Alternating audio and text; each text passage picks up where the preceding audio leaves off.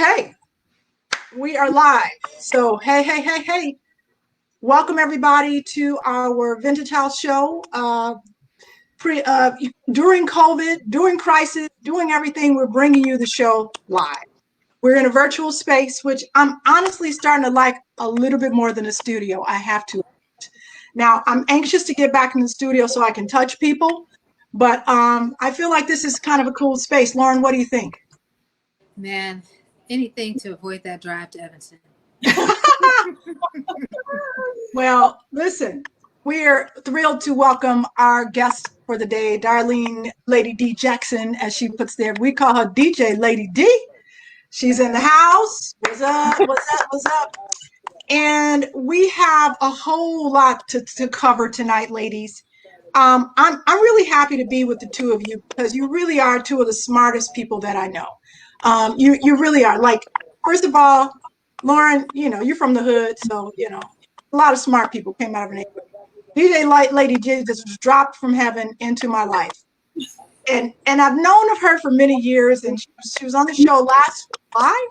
But honestly, I think that's where we really started to get to know each other when we did the event with Micah Salkind in Providence, where we actually sat down and had lunch and just got to know that. And you're just such a delight, and I really appreciate all that you bring to this community. We're going to talk serious stuff tonight, though. So if you're watching, you are welcome to join our conversation. We're going to hear about DJ Lady D's start in this business. 25 years in the game this year. 25. Wow. Man, and you look like you're 25. So how does that work? Benjamin Button syndrome. House music keeps you young. I know, I'm in the late bloomers club. So girl, better late than never, right? It's okay. We all bloom in our own time.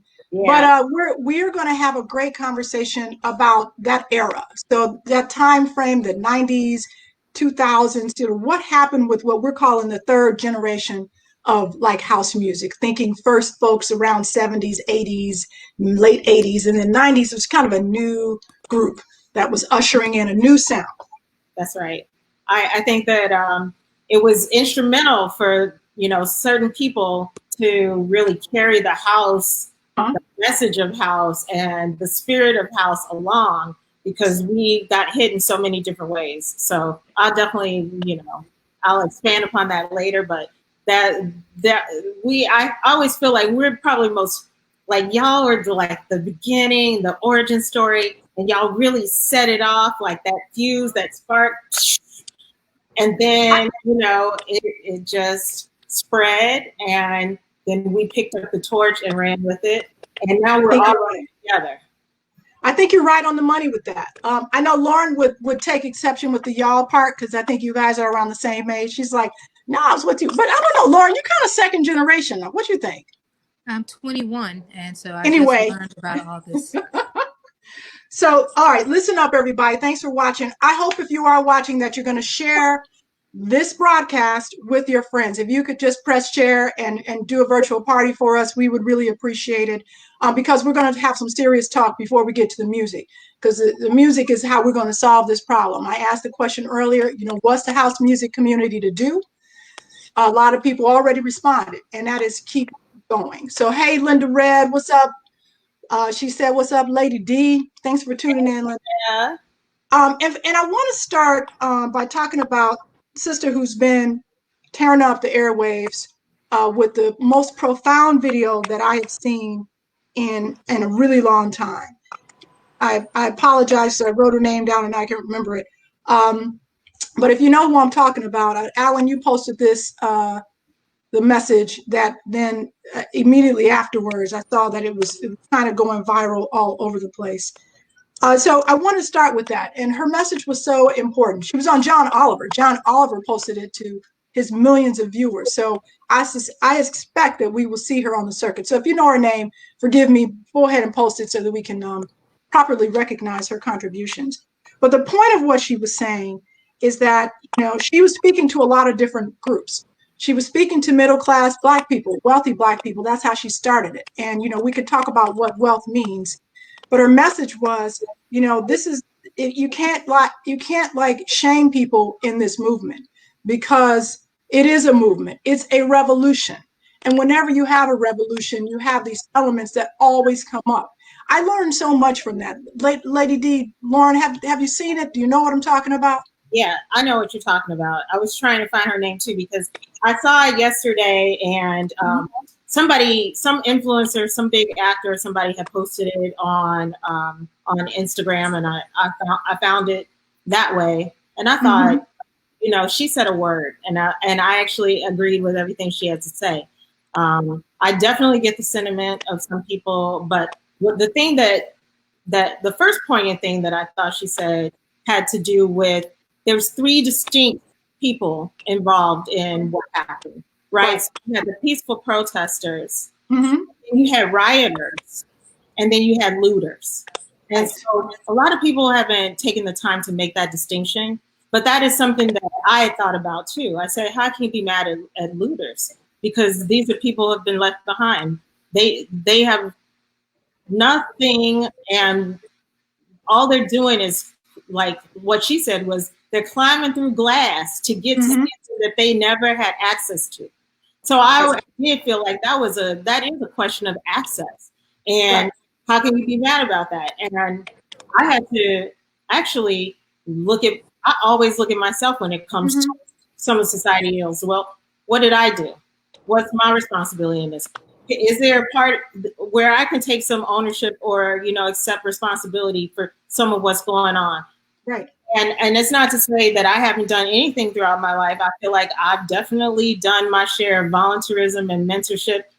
Could I have done more? I always say, yes, I could do more. I always think that. And so I think, if somebody is looting, I think it's probably because, how can I sit up here and have nice things and not and not feel somehow responsible for people who don't have nice things? And then I can look at myself and say, well, there's plenty of people way more than I have, and they feel bad, but I can't help the way I feel. So I think, maybe I should have been beyond my own scope of my own family, my own intermediate kind of, surroundings, like caring about those things, and then caring about a much wider picture if I could. You can't do everything, and so I'm aware of that as well, but I still can sympathize or empathize or whatever the case may be with people who don't have enough and who take an opportunity to get more. And it's not going to last. It's a momentary thing, so it's something that they feel that way, but we haven't worked against the system that makes them feel that way nearly hard enough. We've been trying to get our own, and we've been very comfortable in the places that we have gotten to. And so in that sense, I say I failed a little bit. So I'll take some of that. I'll take some of that. I'm with you 100%. I couldn't help but to look at that video. That message shook me to my core, because I felt like she's talking to every American, that everybody has some responsibility to do something different than what we've all been doing. I mean, there's so many ways we could break it down. And by the way, her name is Kimberly Jones. So big ups to Kimberly Jones. That sister is making major waves. Shout out to you guys who are watching. Thomas P. Spin, Amy Ricketts, thanks for sharing. Michelle Miller, appreciate you. And Tyrone Mix, appreciate you too, brother. So I think that you can't watch it and not be moved by it. And if you haven't seen it, it's called How Can We Win? And it's Kimberly Jones. And as Lady D is saying, she breaks it down in a way that I think every American needs to see this video. Lauren, your thoughts? I have so many thoughts about, sort of the delineation of the different people reacting in different ways to what has happened here. I think, you cannot, it's hard to, I think if we were all more unified, we'd all sort of think in different ways about looting, about marching, about protesting in all of our different ways. So we all protest in different ways.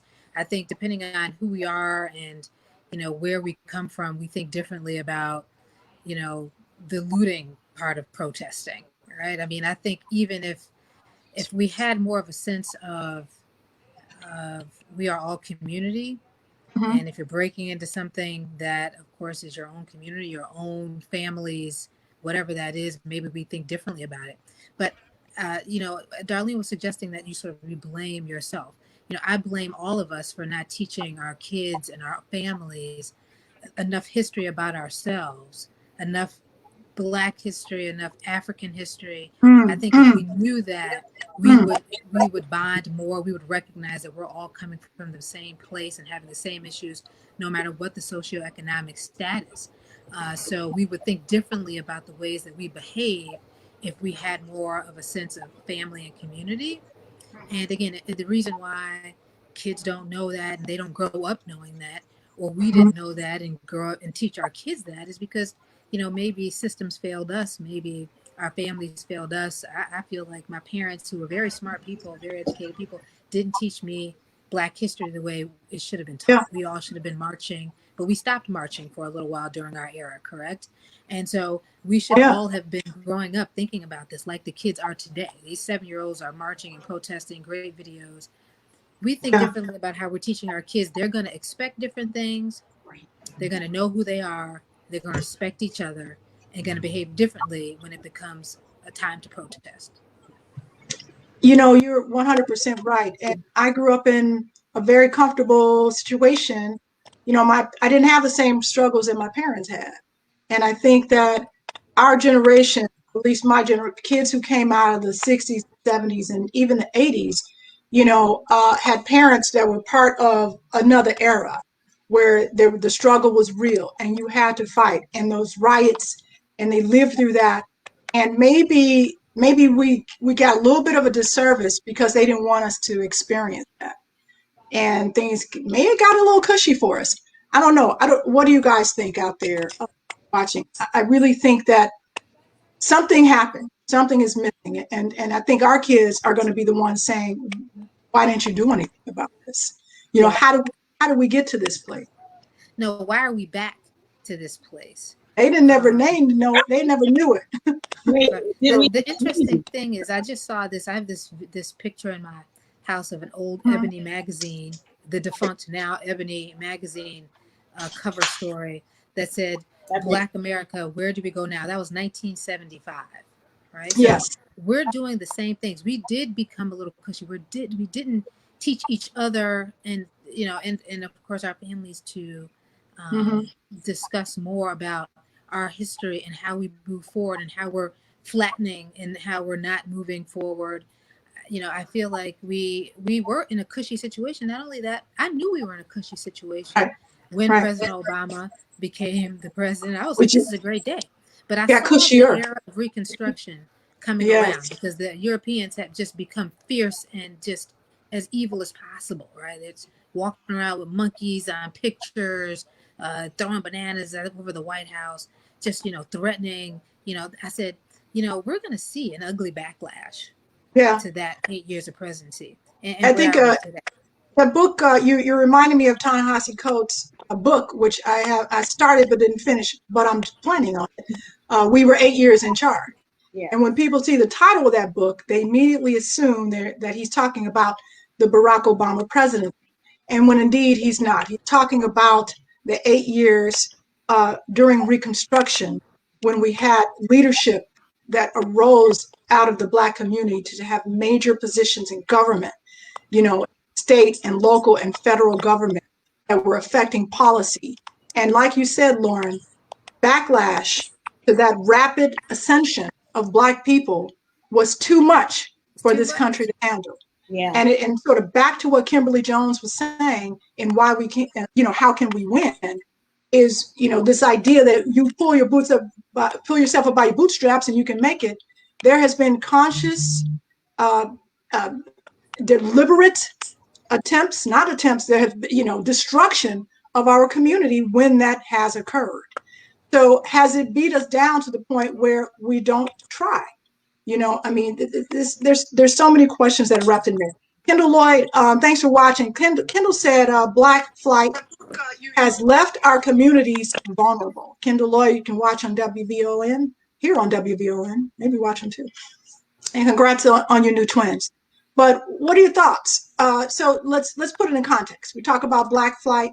Black flight is what happened when the redlining opened up a little bit. So you had black people, middle class black families like mine, leaving Inglewood and moving to Morgan Park. It's just like, the Sidney Poitier, Lorraine Hansberry movie. You had people who were like, oh, we got a little elbow room, so let's go to some places where we can actually buy property now. The argument, Kendall, and I agree with you to some extent, was that this left our communities bereft of leaders, of different economic echelons for people to look up to, that business is left with those people, that important figures left with, and you left a class of folks, who may not have been able to have those influencers. What do you guys think of that, Lady D? I think that is part of it. I think that there were a certain set of circumstances that really made that possible.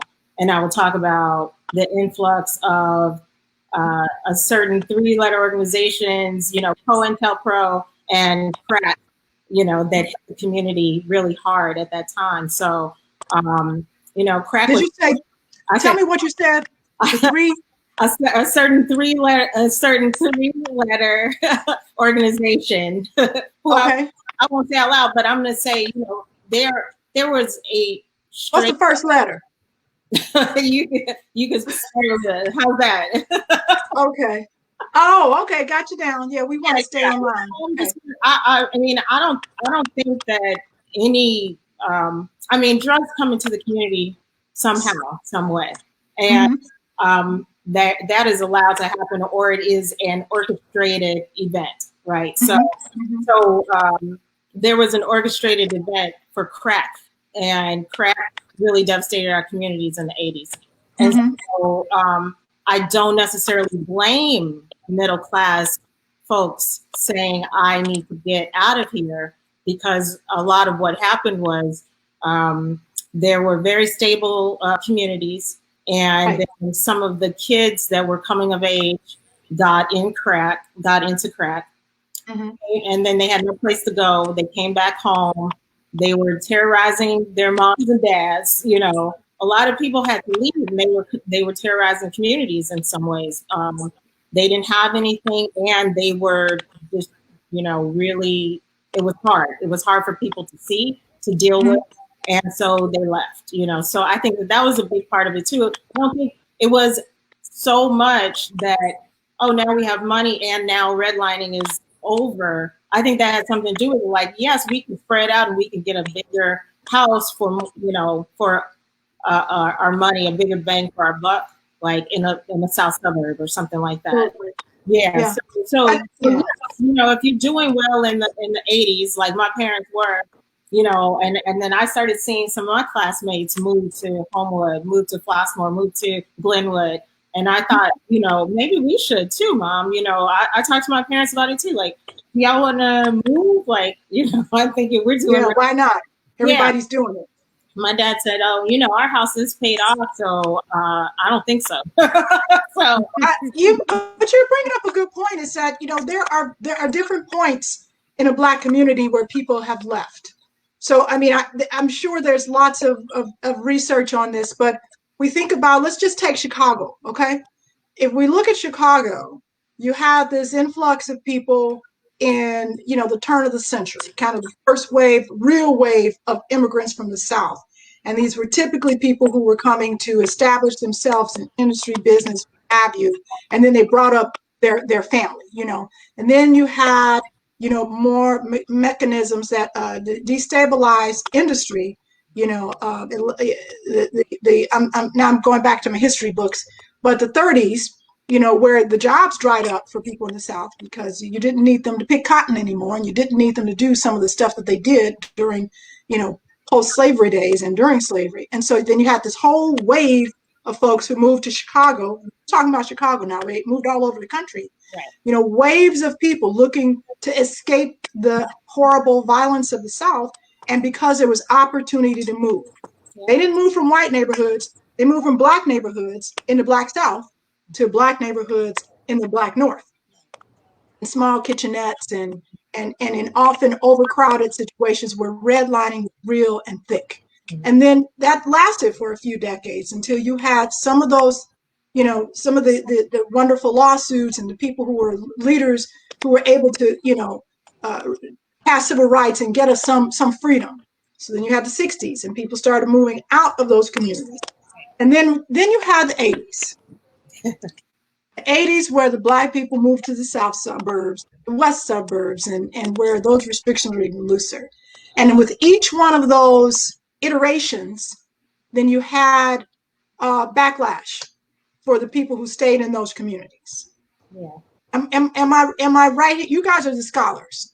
I'm just an observer. What are your thoughts? I mean, it seems like this is something we've lived through time and time again, and maybe this. And I'm getting to the class issue that my sister Kimberly Jones was talking about, because I think what is ours to do? Like, we've been having a lot of conversations about what white people should be doing right now.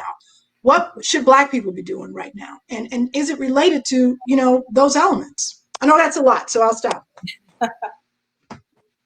Well, maybe Lauren knows, but I would say that double whammy, right? So just being more mobile, having the money and resources to be able to do so, crack epidemic, and then babies raising babies, or grandmamas raising their babies. So, and then you got to even talk about all of the institutional things that were happening, the systemic things that were happening. So yeah. Defunding of education, absolutely closing the schools, divestment from manufacturing, sending jobs to Mexico, and then the import of cheap goods from other countries. And so we kind of like left manufacturing, trade schools. Where did that go? We left people with no sort of alternatives. Like, you either go to college or what, you know what I mean? So it was a lot of things happening all at once, probably a perfect storm that really set us up for where we are today. Because you got people, why do you need organizations in communities? Because they're there for things that the government won't do, right? So we're trying to pull money from private investors, from different, ways to get resources back into communities. Why are we taking these resources from the communities to begin with? Right. So I'm not saying that organizations shouldn't exist. I'm saying that they are filling a void, because there's this vacuum that's left when people pull money out of places where they should be or where they once were. And so, up springs these organizations. Now, some people have a problem with organizations because a lot of them are, do-gooder organizations headed by a lot of, people who are not of the community. And it's a way for them to, what does an ED of an organization make? Some of them are making millions, and you go like, well, you're NFP. Why is the ED making so much money? Non-for-profit. Yeah. So it just depends. I think that, so many things were happening, but maybe Lauren, you might want to say something about it. But I think that, yeah, like what you were saying about the elbow room, that's one thing. A lot of the like sort of really concerted effort to keep the communities down, or also just the way that things are built, these systems of oppression that really, they look like they're helping, but they're really not helping. So that, I think it all plays a part. Yeah. Lauren, I know you're dying to say something. I do. Cedric Rush has asked us a question. So what are we supposed to do about it? We are going to get to that, Cedric. I thought it was important for us to kind of lay the groundwork. There's a lot going on. It's not just about what white people need to do for Black people, or how they need to.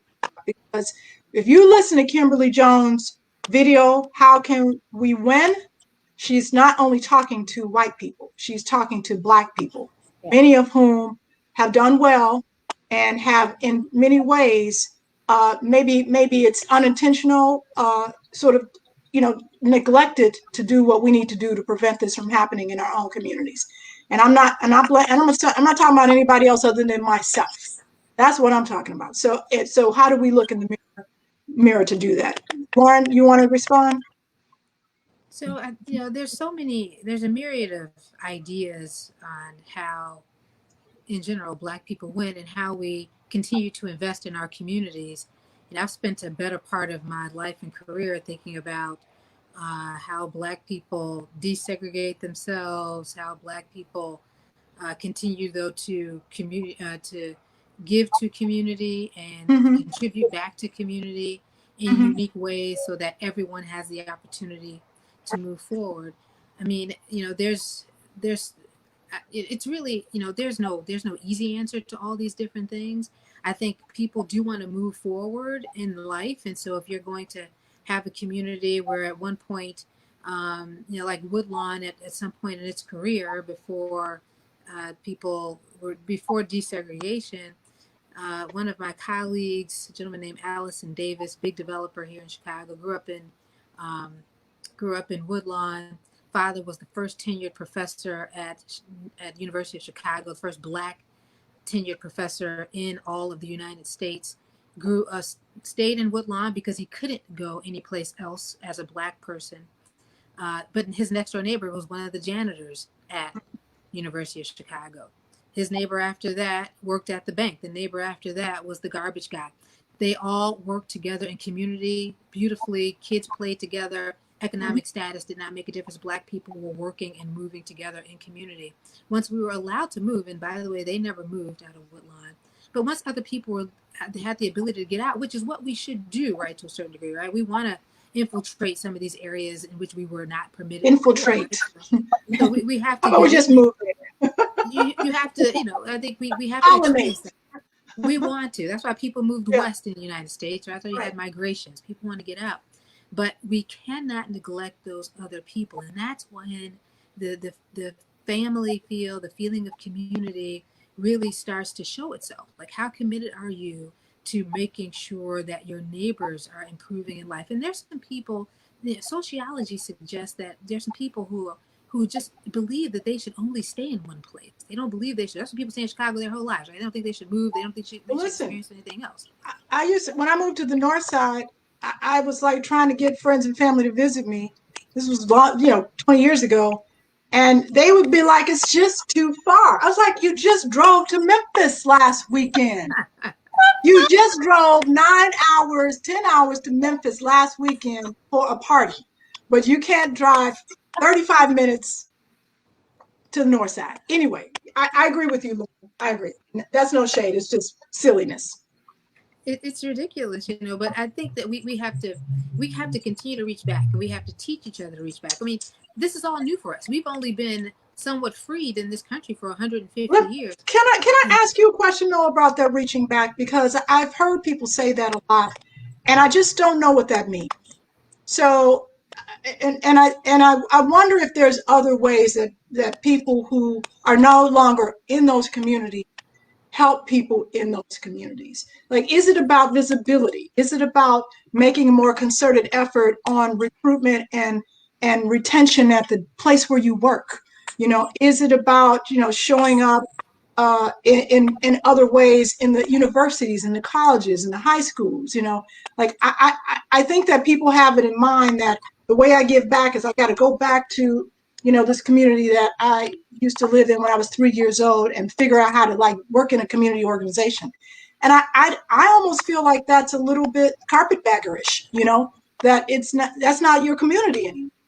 These are your people, but that's not your community. If you want to help those people, now this is just my thinking, find a way to do it in a place where you are, find a way to do it in a place where you are. Get the right people elected, figure out. I don't know. What do you think? I'm crazy. Go ahead.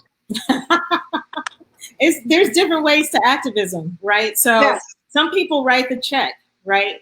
Some people, that's what they can do. Right. Some people, I always liked when my kid was growing up, I was very hands-on. I was the mom, at the bake sales. I was the mom going on the field trips. Mm-hmm.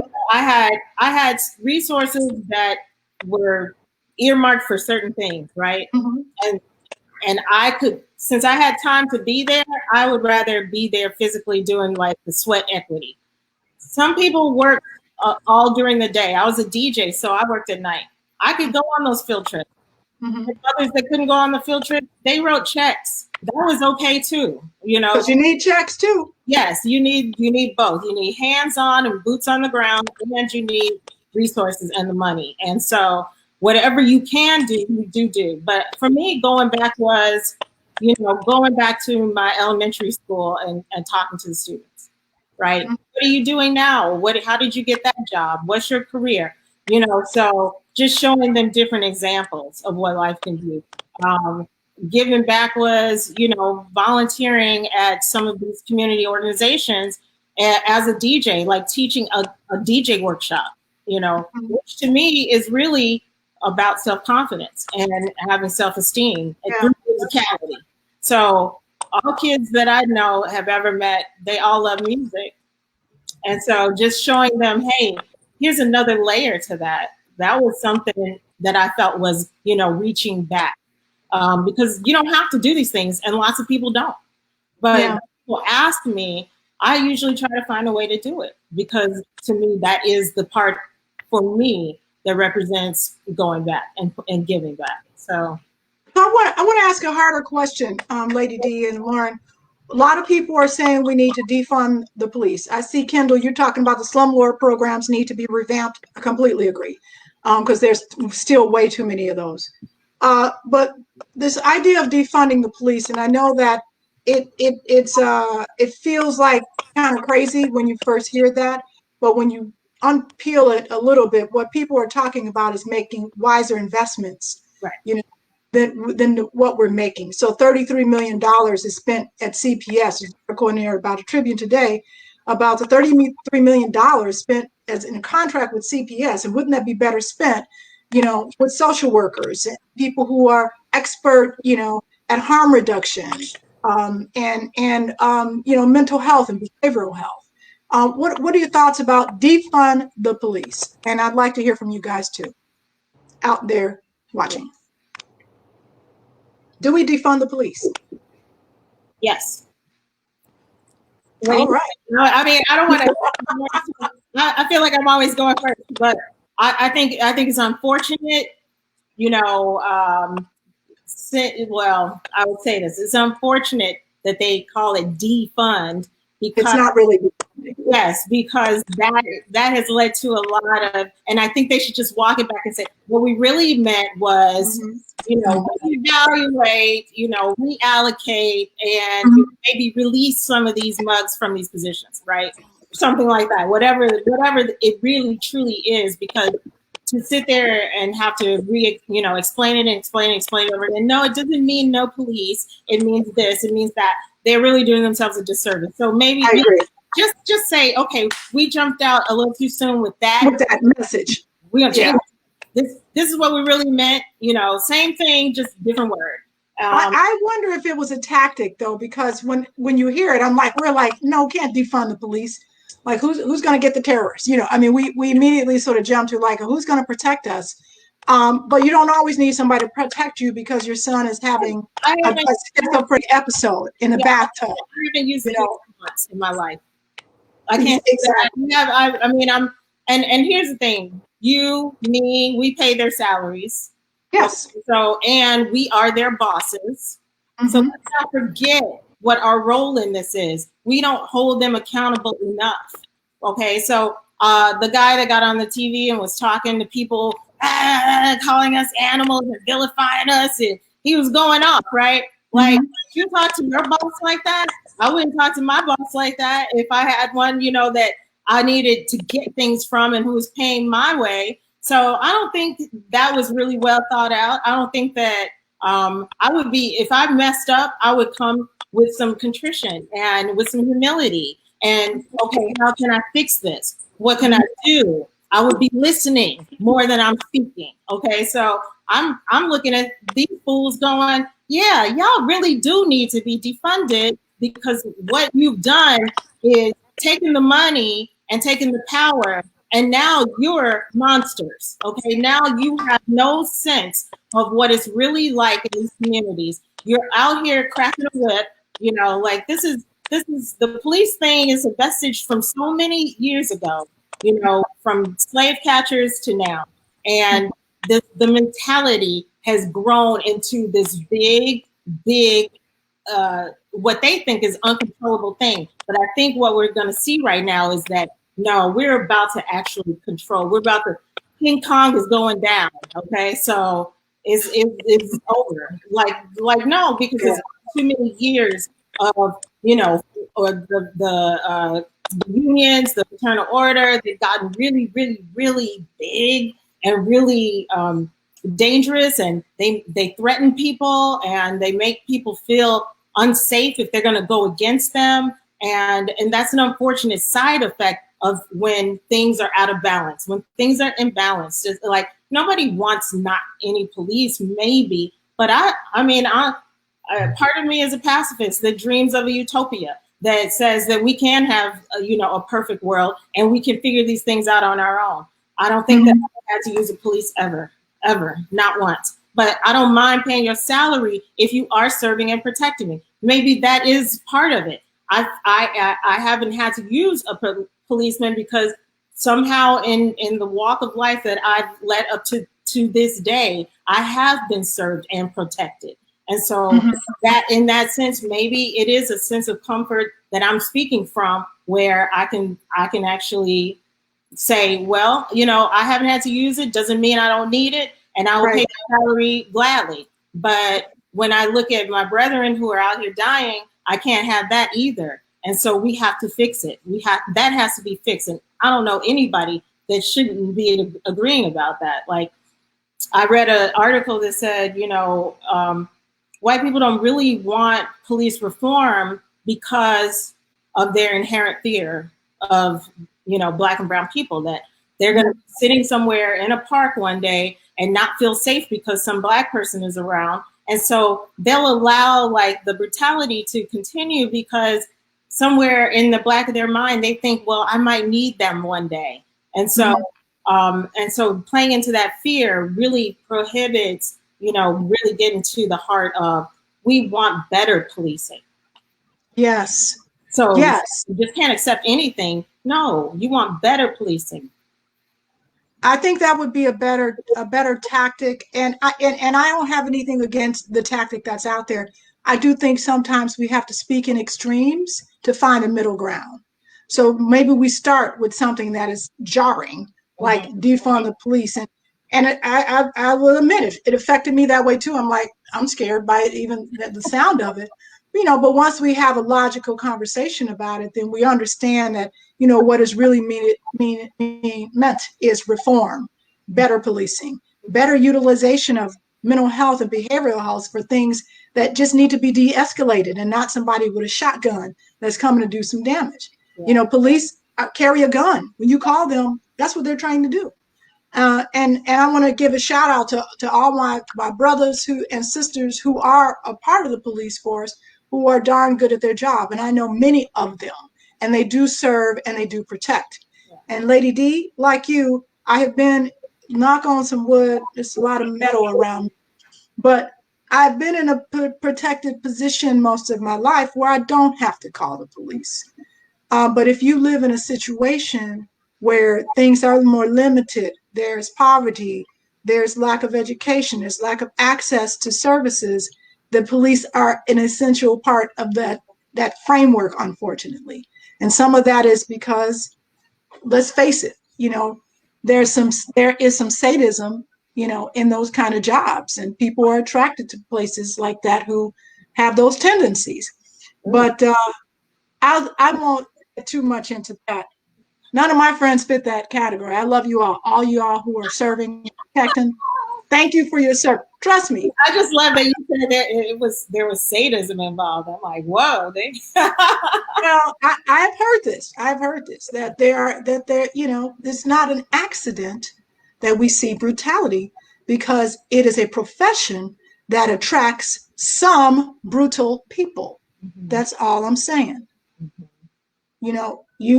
You want a job to walk around and carry a gun and be able to do those things, you're going to attract some people for whom that is an attraction. I'll just put it that way. None of the people I know, of course. So, Kendall Lloyd, black clubs need to make a comeback. They work. Come out on the front porch. I agree. My wife, let me tell you what my wife did yesterday. She's a funny lady. I said, "Want nobody calling you Karen, baby, so just be careful, okay?" So she walks over. We got some neighbors who are like firing bombs, like those really, really loud bombs. And they're doing it every night. Like M80s. Whatever they are, they're really scary.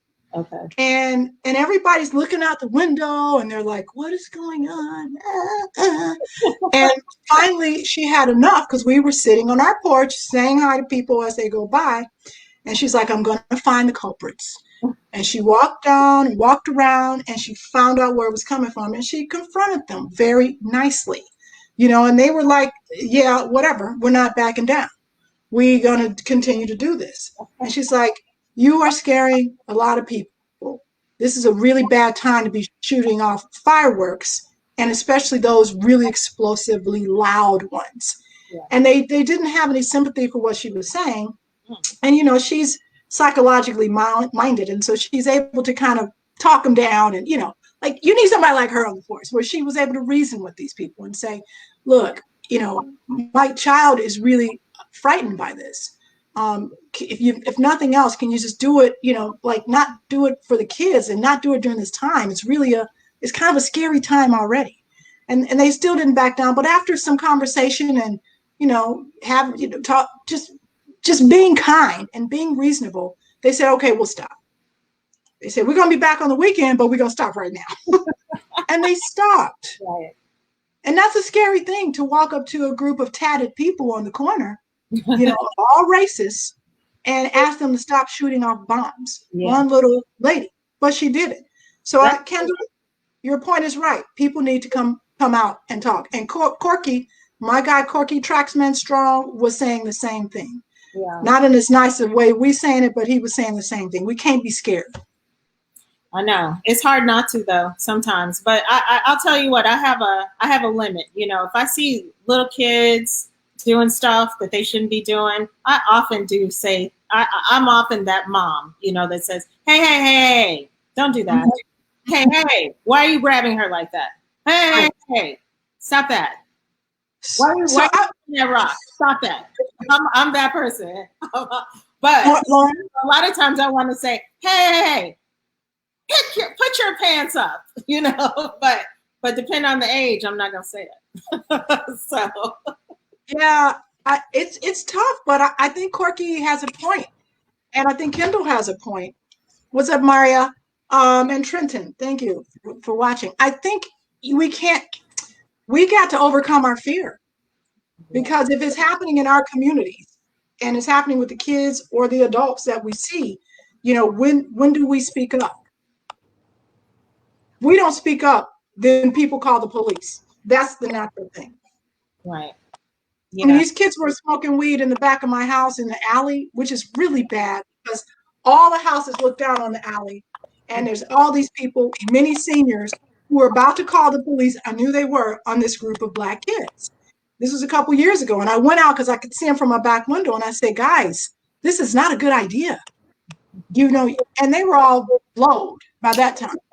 Like 8 black guys and 1 white girl. I was like, this is not a good scenario for you. And they looked at me like I had 3 heads. And I said, dude, I'm trying to tell you, Brown, not a good idea. I think you should move your party. Yeah. All right, okay. And they reluctantly got up and left. Was I scared when I did that? Yeah, they saw where I lived. I just walked out of my back door. We all think about our fears, but And I'm kind of scary, but I was like, this ain't happening in my backyard. I overcame it long enough to get out there, and the nerves were all tied up afterwards. But we got to do that. Yeah. That's one solution. Lauren, what you doing? You typing. I can hear you typing. I'm listening. Now that I'm in one place, I'm listening and learning from the both of you. But I have my perspective on the police. I am definitely I'm an anti-police person. I have lots of friends who are police. Any black police officer I know, I am generally upset with, because when I think of the fact there was a black guy who looked at George Floyd be killed by this white guy, the symbol of the knee on his neck, and no black guy says, oh, by the way, he's disrespecting me while he's doing that. There are hundreds of black police chiefs in this country. There's a bunch of them in the small towns, in the big towns. Toronto's just retired. I mean, just quit or whatever. There's so many here, just so many places. And the fact that there is not a cohesive group of black police officers who do not denounce this type of activity, but stand behind that badge, that's a disconnect to your own community. You don't even know or respect who you are. I agree. So I don't have any respect for any of the police officers who I know, who I'm actually friends with. She's starting. It's very disturbing. It's disturbing to me that they don't have a voice. And I've got some police officer friends who are in high places in CPD, the state police. I haven't heard a word from these people. Some of them retired. They're so afraid of their pensions. They're so afraid of the. At some point, as a black human being in this country, what are you going to stand for? Something? Yeah. What are you going to stand for? Well, now's the time. Yeah, if you don't stand for someone right now, denounce this right now as a group. If they don't have a cohesive group that will come together. There used to be this thing called a guy named Buzz, of course, I forget his last name now, who headed the African Americans Patrolmen's League. Okay. 50, 60 years old now. I don't know if it's still going on. I haven't heard a word from any of these people. They're clearly now standing behind the police board or whatever. It's just a tragedy to me. So I'm not clearly you want the police to protect you, and I'm sure they will. I hope they will. But the fact that black police officers are not standing up for our people, for their own people, their own family, I just hope that no one actually doesn't realize that their mother is related to them and they're not killed down the street, or their son or their daughter. If they're not thinking about it that way, then there's no hope. The police should be defunded across the board. If you have a bunch of black people in the heads of these organizations, and they don't even think about their own family members being killed by one of their own, police officers. So I'm kind of done with them. They could go. Oh, she's done. All right. Well, we don't want to be totally done. We do, we're gonna have some police on the show. We can talk about it that way. So listen, we talked a lot about what the problem is, what our suggestions are. I see a lot of them scrolling across. I appreciate you guys who are watching. Sean Williams, thank you so much. Stop using that language. Yeah, she's helping. Janice Griffin. We do have a lot of powerful people in our community. I think now is the time to rally behind them. And if you feel like you need a voice, gravitate to the one that is speaking to you and support that. I think that there's a lot of solutions, and one of those is to use house music. This is what this show is about. House music is about love. It's about community. It's about having 50,000 people in the same space, not having one. So we know how to do this. We know how to bring people together. How do we harness that energy, towards this movement? And Lady D, I want to ask you that question because you've been in this game 25 years.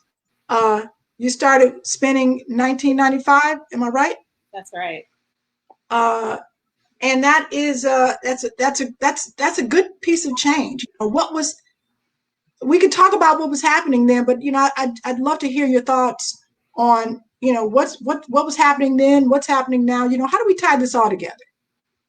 Sure. So I think what I started noticing in the 90s, the early 90s, was how house music had shifted from South Side to the North Side, and how clubs had begun to embrace house music, but had not begun to really embrace Black people. And so for me, going to clubs was kind of an act of resistance, because I was there in the 90s to show that Black people enjoy house music. Black people should be able to go into the club and have a good time and be themselves and be free. And this is not something exclusive or reserved just for certain people. So for me, being in the club at that time, when there weren't a lot of Black people around, when they were actively denying entry to too many Black people coming into the club. I was there to really just to be a Black face in the club. So I you know, I often thought about it then. I hated sometimes being the person that was, you know, I mean, walked into the club easily because of relationships that I had and new people or whatever. You know, sometimes I'd actively, you know, try to advocate on behalf of some people, you know, pull more people in. But it was, I would say, you know, like a club like Shelter was a very diverse club. You would see a lot of other people, but they did have a door policy that, you know, once they had enough, you know, faces of color, they just, you know, that was it. Like they kind of cut it off for the night. So you really had to know somebody to be in there. So it was like that in the clubbing districts around town. You know, a lot of well-meaning people would come to the club, stand out there for an hour, or, you know, the doorman would just not let them in. After about an hour, hour and a half, people are going to go home. They're going to turn around and go home. And they might try it again another time. If that happens again, they know what the deal is. They know what's up. So they're not coming back. So I think that played a part in, you know, house music really sort of, you know, a lot of our audience for house music, by not really having a lot of outlets or a lot of different places to go where they could go, you know, the music was changing. So it was becoming more hip hop and more commercial and more R&B. And so, so not to say that they stopped loving house music, they just stopped participating in what was happening around town. So, so I think, you know, from that grew a tight community of the people, a lot of the Black people. I mean, it was a diverse crowd still for sure, but, you know, I could look around and see, you know, Diz, Derek Carter, Spencer Kinsey, you know, Heather, Colette, you know, Javon Jackson, Mel Hammond, you know, it was just a community of people, Mark Grant, you know, it was a lot of people who were there kind of keeping the thing together. Gene Ferris, like, who were doing music, making music, playing music, throwing parties, making sure that there was, you know, a life still in the house music community. And we used to, I mean, we sort of had a joke. We would be like, yeah, we the last of the Moniquans, you know, because it was the Black people who were, you know, we look around at each other and we knew we had each other, and in those moments, because, you know, there weren't that many of us. It wasn't just like when we came up, when I would go to Mendel and it was 2,000, 4,000 of us, you know, all around dancing. It was, you know, a smattering of us. And so, so it was kind of nice when, you know, at the mid 2000s, late 2000s, when you started seeing it started to really grow again, with, you know, when Chosen Few started getting bigger and growing, and they moved from behind the museum to the Grove and then to, you know, Hayes Drive. And so when people started saying like, dang, we love house, you know, what happened to house, or oh, I always been house, you know, whatever your case may be, a lot of people weren't there in the beginning. So, or when I started in the beginning, obviously I started listening to house music in 81, 82, like everybody else, when I was a teenager. But, but, you know, when I started playing in 95, you know, I had been going to clubs, you know, on the north side primarily, and, you know, there weren't that many of us. Yeah. It was, you know, you're bringing up a really good point, and it's not something we talk about with the third generation of house music. And if you're just watching us, we're talking to DJ Lady D in house, you know, Super Jane, celebrating 25 years in the game. And it was a different era. And I was definitely DJing, you know, and that period had a lot of residencies. But you're right, like the residencies that I had, Wicker Park, you know, Northside, I did not have one Black club residency. They were all the only ones that I had that were like that were lesbian bars, or, you know, they were very sort of nichey. And we were playing house music there, but it wasn't like, you know, what we see at Chosen Few. And a few years later. So there was something that kind of died that had to be resurrected during that period, those 90s. And it's reflective in the music, if you notice. Like when people talk about classic house, they tend to go to the 80s and not the 90s. You ever notice that? Yeah. 25 years ago, it could be considered classic house music. You know, I have a whole, you know, tons of records from that era that I used to spin at CK's and Augie's and Paris Dance and those girls clubs, and you know the other ones, the Wicker Park, the Red Dog, the you know, all the places at Avalon, all those places. Exactly. So some because definitely for my audience, some of my audience classics, a lot of the people that love house, they would not know those songs. They would know those songs at all. No, these are underground house classics. You know, like that would make you know the majority of my audience like to go up. Okay, they would go up for these songs. Yeah. Yeah. So it's interesting. I think we need to have a 90s party. You know what I mean? Because it's like classics now. It's really, hey, Deion Hunter, he's saying, what do we do about it now? I don't know which one we're talking about, but Janice says they only openly allowed blacks when the club was losing revenue, and then became their saving race. You ain't said nothing wrong, Janice, because honestly, that's how I got one of those jobs that I just described, but I'm not going to tell you which one. They were losing revenue in this place that had previously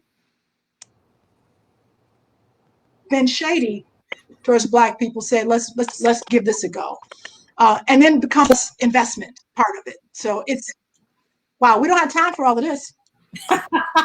Lady D, you started something.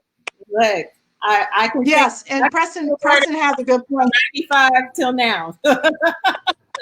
You know, otherwise I was just a rebel. Lauren, say that again. I feel you. Okay, well we have so much to talk about. I can't hear you, Lady D. Oh, I was just looking at some of the comments, and they were saying, yeah, they always go to the 90s. Yeah. So, yeah, and I'm like, there's a party called Strictly 90s that Gant Man and John Simmons and Zarina do, and you know that's our stuff. But is it over? I love it. Have we reached the limit? Is it 10 o'clock? Almost. Okay. So I want to just with the last few minutes that we haven't talked about COVID at all. And you know, this is my boy Mike Viva posted this. Someone else posted it. I think John posted this the other day. Like, is COVID gone? People, it has not gone away. It's a horrifying situation, and it has been eclipsed by what we've seen. But an eclipse does not mean that suddenly the sun is gone, you know, or the moon is gone. It's just hiding. It's just hiding behind something else that has taken prominence. So no, it has not gone away. I'm hoping, as a public health person, that we may see a lessening of its effect, that like a seasonal flu, less people will get infected and maybe it will go away. I'm hoping that. You know, that's a lot of the scientists are saying that's not going to happen. And in many states, it's still rising. We've seen a decrease in Illinois. All the measurable factors have allowed us to move towards an opening, but it hasn't gone away. And it has taken the life of people in my family, people in Lady D's family. And I just want to say I'm sorry for your loss, Lady D. And if there's anything, you know, that we can do to just honor your brother Gregory, you know, we want to do that as a community, because that's serious, and we need to take this seriously, people. It's not gone away. No, it's not gone away. You know, really, I read a thing today in Bloomberg. There's actually been a spike. There's going to be a second wave, even as things are reopening right now. Over 100,000 new cases reported. Yes. You know, 416,000 total deaths. So we are all, I remember how grave we felt in March. because on the timeline, it seemed like people were dropping like flies. Like every other day, I was reading about somebody's loss, and until it comes to you, you sort of don't know what that's like. And so when we lost my brother Gregory, it was so surreal, because 1 minute, I'm on the phone with him. He's saying, "Oh, I don't feel too good. I went to the hospital," and this is mid-March. April 2nd, he was gone. So and there's nobody around, and they can't talk to you because they're in isolation. So you think of it as probably a really lonely way to leave this place. But I have to say, ashes to ashes, dust to dust, right? So you come here alone, you leave here alone, and there's nothing you can do about that. You don't know when it's going to happen. So if anything, it just taught me to be more vigilant and to impress upon everybody around me, and to try to save themselves, and for me to do as much as I could to help save them as well. Like we started a mask company because we wanted everybody to have masks around us. And so because we had a way to get a great supply of them, we decided, well, if we can sell, reusable masks at a very, very, constructive price, then we could be helping as much as we can. So Protective Mask Depot, sorry, my little shameless plug, but protectivemaskdepot.com. If anybody needs masks, we have them very reasonably priced. So if masks, I'm getting some of those masks. Yes. Right on. Well, I need masks. Yeah, respirators, the mask is just a great way to slow the communication and reduce your infection rates. And so why not wear a mask? Why not? The ones that are very lightweight, they're great quality. So yeah, if anybody needs some, this is what I can do to help. I appreciate that. And thank you for sharing. It's not easy to talk about this. There's still a lot of stigma around COVID. Kind of reminds me of the early days of HIV, where people don't want to talk about it if they had it. But, we've had some losses, like your brother, like my cousin, rest in peace, Denise, and other folks who we know. And I just, I'm really sorry. I'm really sorry that happened. So our condolences with you. People are pouring in their condolences as well. Thank you. Yeah, I also wanted to just make a note that Craig Loftus lost his mom this week. And Craig is, one of my buds, and, we've been in this game together. We started at the exact same time, with spinning music and everything. And so, he's one of my buds, and I knew his mom very well. His mom was a rock star. Her name was Penny. She was, and she had all the snazz and jazz and everything that goes along with that name, Miss Penny Loftus, Penny Lee Loftus. So, we want to send our love to Mr. Craig Loftus. Penny, we're going to miss you. I mentioned this on my page, but she was around at a time when most of our parents were kicking us to the street. She had the kind of house where she's like, she ain't gonna, you can always come there. And we spend many days and nights. That's where I learned to DJ, in her basement. So rest in peace, Penny Loftus. Yes. I might do a little live set and do a little tribute to Penny, tribute to Gregory, tribute to Denise. So stay tuned after the show. I want to take us out, though, by saying there's a lot that we all can do. And if you had to sum it up, Lady D, as to what you feel like is a positive message and something that people could be doing in this very turbulent time for themselves and for their communities, what would that be? And Lauren, I would like to hear you too. But Lady D? Sure. So, after the first nights of protests, riots, and looting, I woke up invigorated. I woke up feeling challenged, like I needed to rise to the occasion. I felt optimistic about it in some weird way. If if I may, because I thought, oh, when I saw who was out there and who was reacting, even if you don't really understand your reaction, but you felt compelled to do things, I saw it being sort of a rainbow coalition, if you will, of a lot of different people involved. And so I don't know. I just woke up feeling like, okay, this ain't nothing. This ain't, I think we've seen worse. I think we've seen when whole, blocks were destroyed by fire. And I just thought a little broken glass is not gonna hurt anybody. We got up and we got our brooms and, went out into Bronzeville, and, the most amazing thing was that most of the work had already been done. People had already been out there and cleaned up the mess. And that's so great. Yeah. And so I had to find some other ways that I could give. And so I work with a company called Collaboration organization, that Theater for Social Change. And they elevate Black and Brown voices in theater, which Chicago so desperately needs. And I got on the phone with them and I said, we need to do something as an organization. So we have some community connections in Inglewood, and we went to an organization at 60th and Halsted and helped them box up materials for families in need. So people dropping off stuff all day long, and we're putting things in boxes, from baby supplies, diapers, food, formula, to toiletries, to just food and groceries for people to have. So and that's still going on. So I'm going back again this week. I'm going, went last week, going back again this week. So whatever you can do.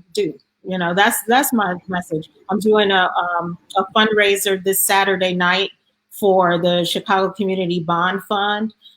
So that organization helps people who have been detained or, arrested, and with raising their bond funds. And a lot of people have been detained. There've been a lot more arrests because of the protests, because they want to silence people's voices and people's right to protest. And so a lot of people are brought in, not necessarily just because there's going to be some money from it. So the bond fund really helps people who've been detained and unnecessarily. So on Saturday night, having a little party, distantdisco.com. It starts at 9:30, goes till 2. I get to do an extended set, so that's going to be kind of fun.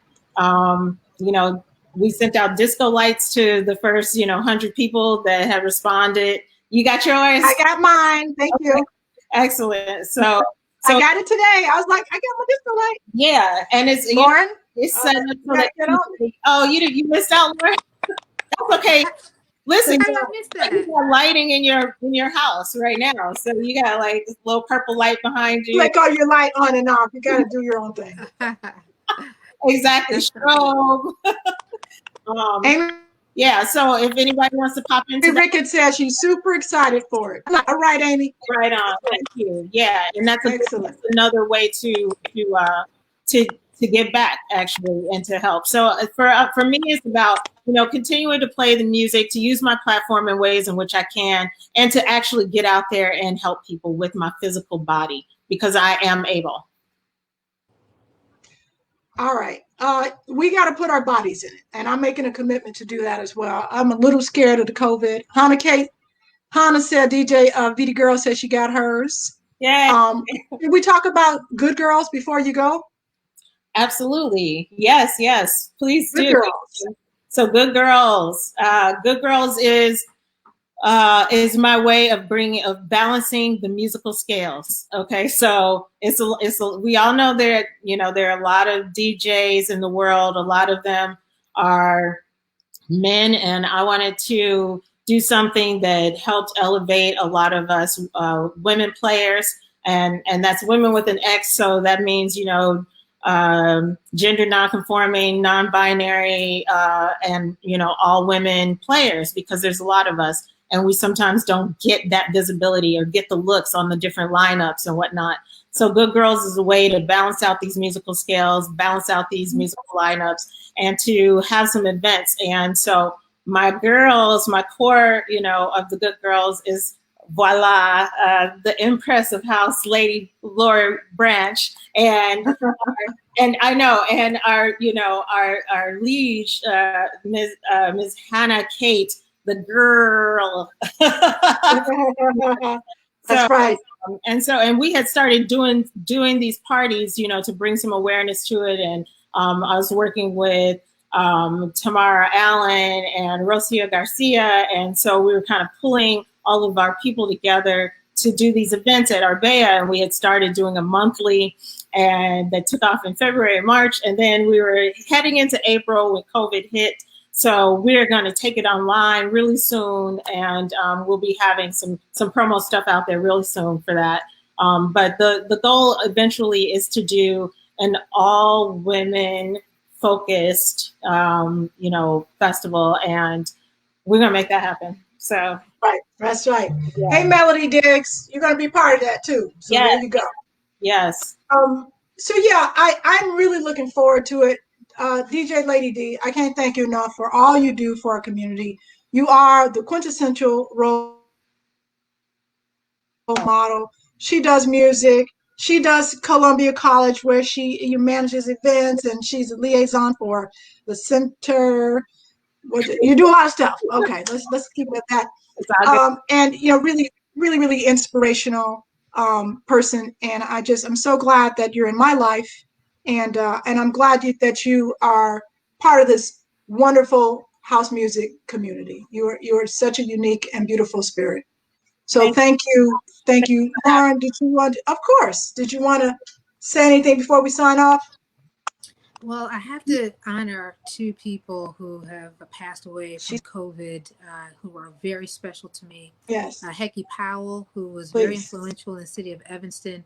We are working on a project together right now using reparations money that the city of Evanston has created to teach Black history to kids. That was going to be our starter program. We're still going to make that happen. Secondly, one of the major thought leaders here in the city of Chicago, has been around for 60 years, teaching, educating thousands of Black people on Black history, getting PhDs from there, etc. Dr. Conrad Worrell, very, very influential person in my life. So I have to give them much praise.